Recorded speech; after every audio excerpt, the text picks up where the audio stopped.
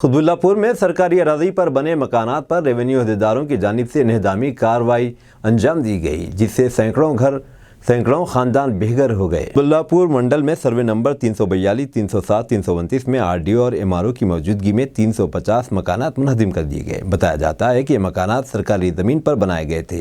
इन मकानात के डिमोलेशन से सैकड़ों अफराद घर से बेघर हो गए। मासूम बच्चे, ज़ईफ़ मर्द व ख़वातीन की ख़ानदान के सर से छत छीन ली गई। बताया जाता है कि सियासी कायदीन और लैंड ग्राबर्स ने यह अराजी फ़रोख्त की है। अब मासूम गरीब अफराद बेघर हो गए। तेलंगाना न्यूज़ टुडे वज़ीर आला रेवंत रेड्डी से यह दरख्वास्त करता है कि वो इन गरीब बेघर अफराद को घर फ्राहम करे और इन लैंड ग्राबर्स और सियासी कायदीन के खिलाफ सख्त कार्रवाई करें जिन्होंने इन गरीबों को यह अराजी फरोख्त की।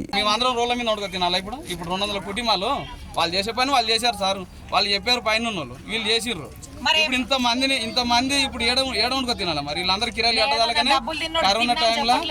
కరోనా టైంలో కిరాయిలు కట్టుకోదాలక సామాన్లు రూమ్లలో పెట్టుకొని లాక్డౌన్లో ఉంటే పని లేదు, అడ్డ మీద పోతే కూలి లేదు. అట్లా టైంలో కూడా మేము ఇక్కడే గుడిసెలు వేసుకొని ఉంటే కూడా గుడిసెలు కూడా గులగొట్టారు. అది అప్పటి నుంచి పని కూడా లేదు, తిననీకి తిండికి లేదు, కట్టనీకి కిరాయికి పైసలు లేవు. మరి ఏం చేస్తారు సార్? మరి గవర్నమెంట్కి లేనోనికి అన్నారు, మరి లేనోని దానిగా వచ్చినాం. మేము డబుల్ బెడ్రూమ్కి అప్లై పెట్టుకున్నాం, డబుల్ బెడ్రూమ్ రాలేదు. మరి డబుల్ బెడ్రూమ్లో కోతాము తాళాలు ఇరగొట్టా అంటే వద్దని ఆపారు.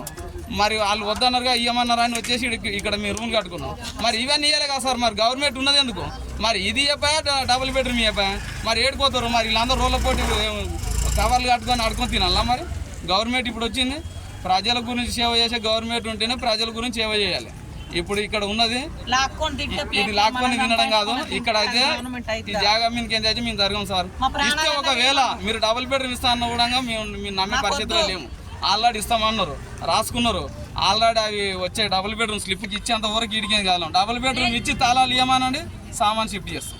ఇది రేవంత్ రెడ్డిని, ఏ ప్రభుత్వం ఉన్నా ఎంఆర్ఓని, కలెక్టర్ని అందరికీ మనవి చేసి నేను కోరేది, ఈడికేంచి మేము పోమా అని ఈడేమి ఉండము. నువ్వు డబుల్ బెడ్రూమ్ ఒకవేళ నువ్వు వచ్చి నువ్వు పట్ట అదే పట్ట అంది మేము ఇచ్చిన రిసిప్ట్ తీసుకొని మేము కాల్ చేస్తాం. మీరు కాల్ చేయకుండా రాసుకొని సరే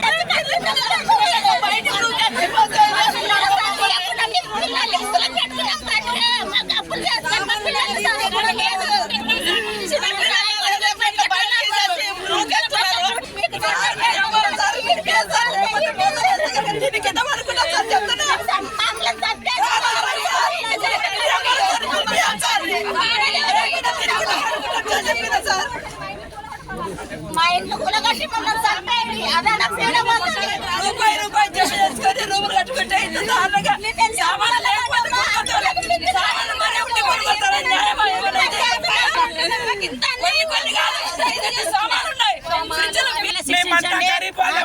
మేము ఒకటే కోరుతున్నాం, CM sir Revanth Reddy sir మీకు కాయలు మొక్కుతాం, మీకు దండం పెడతాము.